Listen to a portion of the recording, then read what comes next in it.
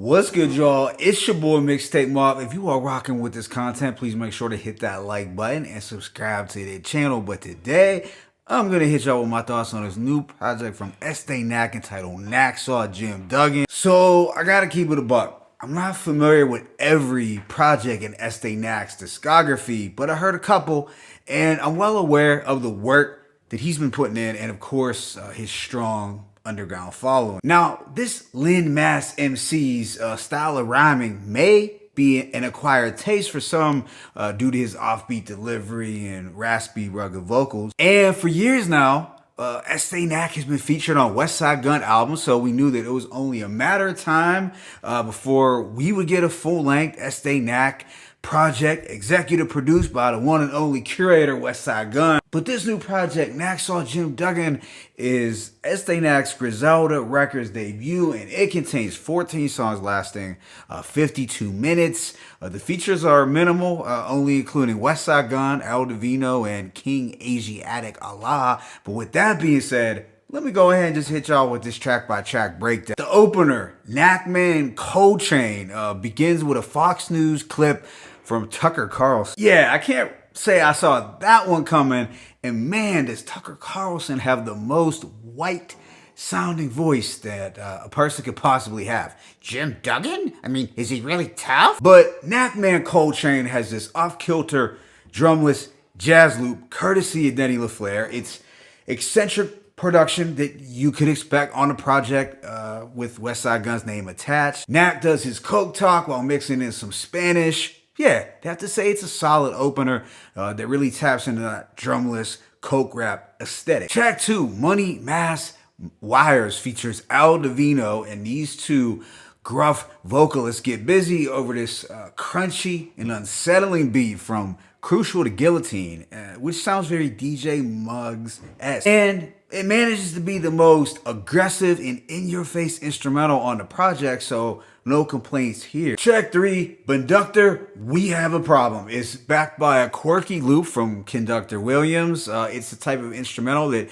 you might hear, let's say, Action Bronson or Mayhem Loren rap over. That being said, the production didn't do a whole lot for me, but I will say that Estee Nack was rapping with enough energy to make it work. But the following, Angel Dior, is easily the dopest on the project. The spooky, hypnotic J.R. Swift's instrumental goes hard, and Estee Nack comes through with a catchy sung hook that gave it some extra flavor. On here, Nack was hitting us with some slick wordplay, coke bars, a Latin-inspired hook, and some 5%er lingo. The following line stood out: 4 or 5 Smith & Wesson, blacker than lie, the dark man, 50 rocks, business popping just like a park jam. After this, we get Green Cellophane, which has a psychedelic rock sample from Camouflage Monk.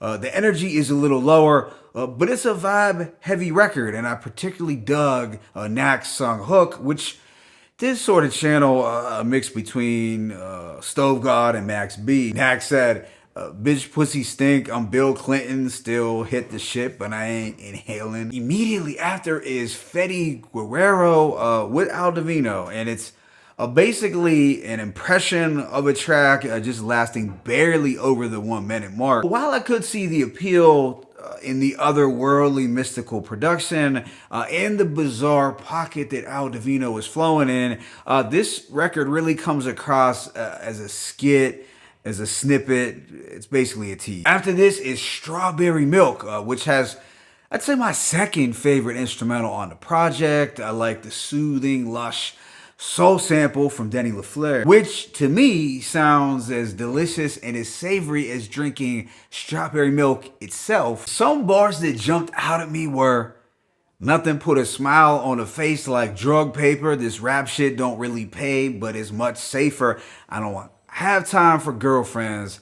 I'm a slut maker. So, hey, at least he knows what he wants. But overall, I liked how his gritty vocals contrasted with the dreamy production. Following this is Knowledge Wisdom, where we have some wise words being spoken from King Asiatic Allah. He's dropping the type of knowledge and wisdom that would make Lord Jamar and Papa Wu proud. Track 9, We Made History, has another dreamlike, mellow soundscape that was tuneful, but at this point in the album, I could have used something a little punchier. That's not to say it was a bad song, just lower energy. However, there were some sharp lines like Fiend hit the pipe, then he drifted to outer space, and no limit since 97, y'all dudes became bout it late. So that was a cool nod to Master P's No Limit era. We then get a continuation of this subtle minimalist production on Mini Mansion Bartell. It has such an understated backdrop, but I will say that Estee Nack made the best of it, especially with motivational lines like,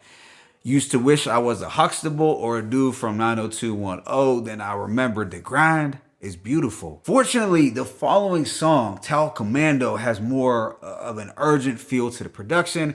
We even get some words from Westside Gunn at the end, although I would have preferred an actual verse or at least a feature from somebody. Track 12, Vanilla Sky, has what is probably my third favorite instrumental on the tape. I dug the murky boom bap production from J.R. Swift's, and I noticed that Estee Nack's vocals sounded much clearer and better mixed than anything on the project by far. He was speaking Spanish towards the end of the record, but yeah, as a whole, I view it as one of the standouts. Track 13, SpaceX, slows the tempo down once again with its ethereal humming instrumental, and Nack is rapping with some fervor and at a faster pace, so the contrast was kind of cool. I didn't really pick out any quotables, but as a whole, I dug his performance. Then the album wraps up with Old Nack Donald Had a Farm, which features an actual verse from Westside Gunn, and this is backed by a hypnotic twinkling beat from Crucial the Guillotine. And while Estee Nack did his thing, it was actually Gunn who, in my opinion, had the stronger verse,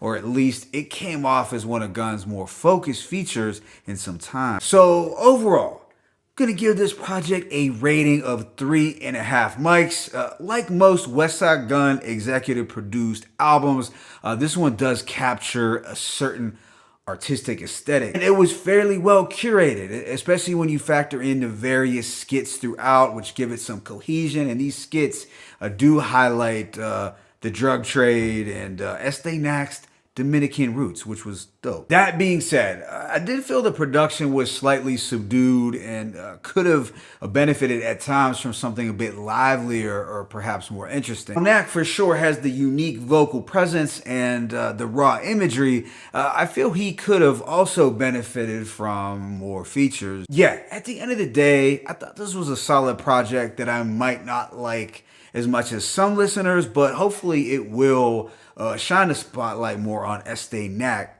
as an artist. But in the comment section, let me know which Estee Nack projects you would highly recommend, since I haven't heard them all. My favorite tracks include Angel Dior, Green Cellophane, Strawberry Milk, Tell Commando, Vanilla Sky, and Old Nack Donald Had a Farm. Let me know what you thought about this project in the comment section. It's your boy Mixtape Moth. I'm signing out, but be sure to hit that like button. Subscribe to the channel. As always, is peace and blessings. Estee Nack, Nacksaw Jim Duggan, 1.